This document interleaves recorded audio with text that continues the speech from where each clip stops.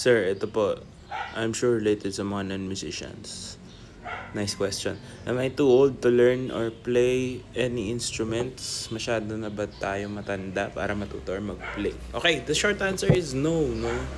Hindi, it's never really too late to learn an instrument, no.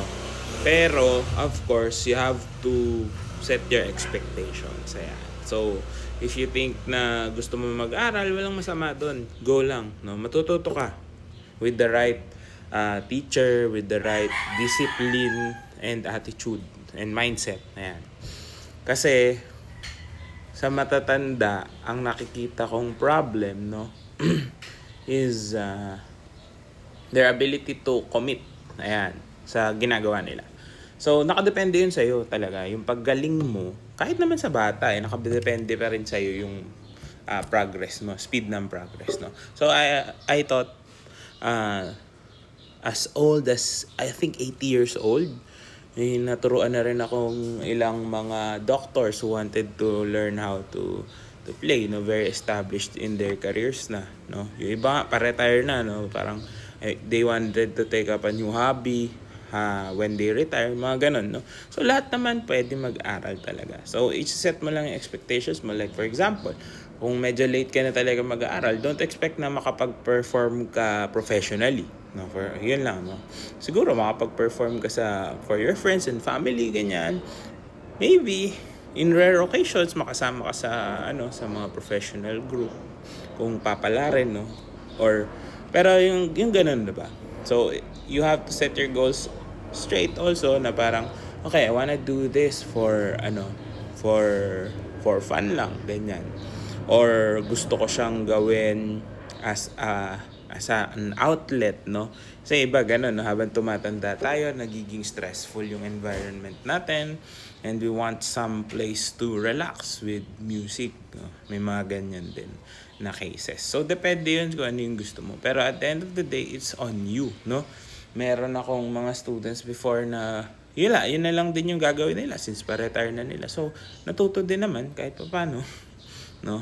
And then meron din naman na sa sobrang busy nila, akala nila ano lang yung music, parang laro-laro lang, 'di ba?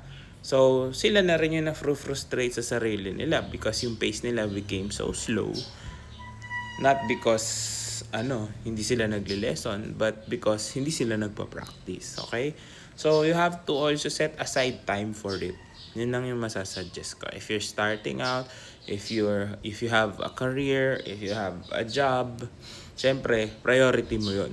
Pero if you want to pursue something like this, no, bibigyan mo rin siya ng oras at panahon. Kasi kung hindi mo siya bibigyan ng time and effort para matutunan, para magawa ng maayos, masasayang lang din yung pera na i-enroll mo, yung ibibili mo ng instrument, di ba? Itatambak mo lang din yan kung hindi mo siya bibigyan ng oras.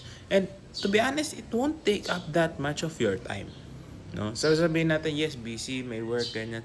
Pero you still have time to scroll on your phone, di ba? May time ka pa manood ng Netflix, mag-movie, di ba? May time ka for everything eh. Ako naniniwala ako talaga na you have time set up for everything that you want to do, no? So kung gusto mo siya, you have to place it in your schedule. Ganun lang siya kasimple. Yung iba kasi parang gusto ko.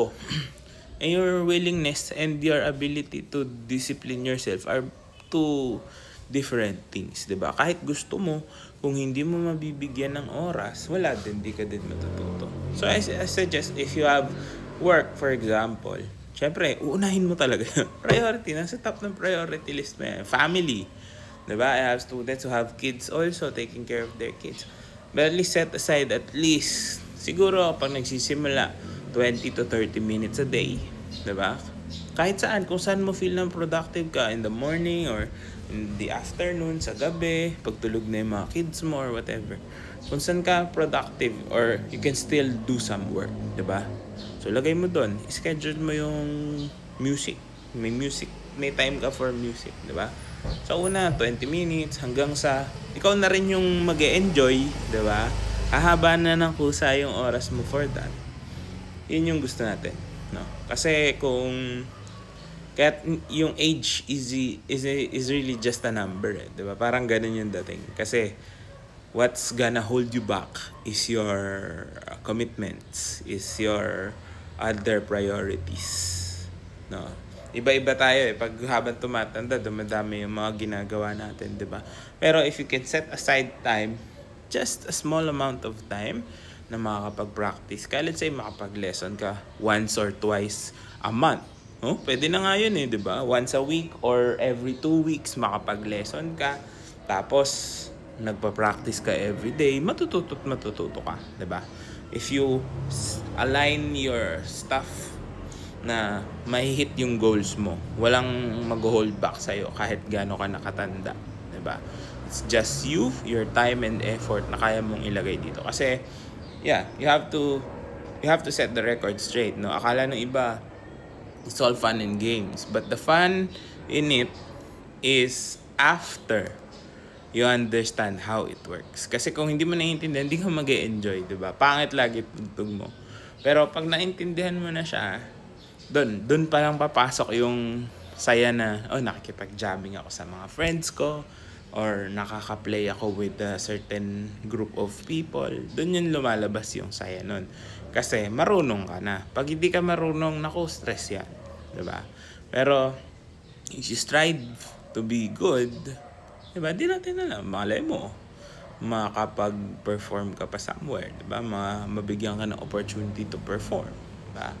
So, again, at the end of the day, it's not your age, but it's your priorities that will dictate if you will succeed as a musician or not. So, yun lang. Good luck sa'yo.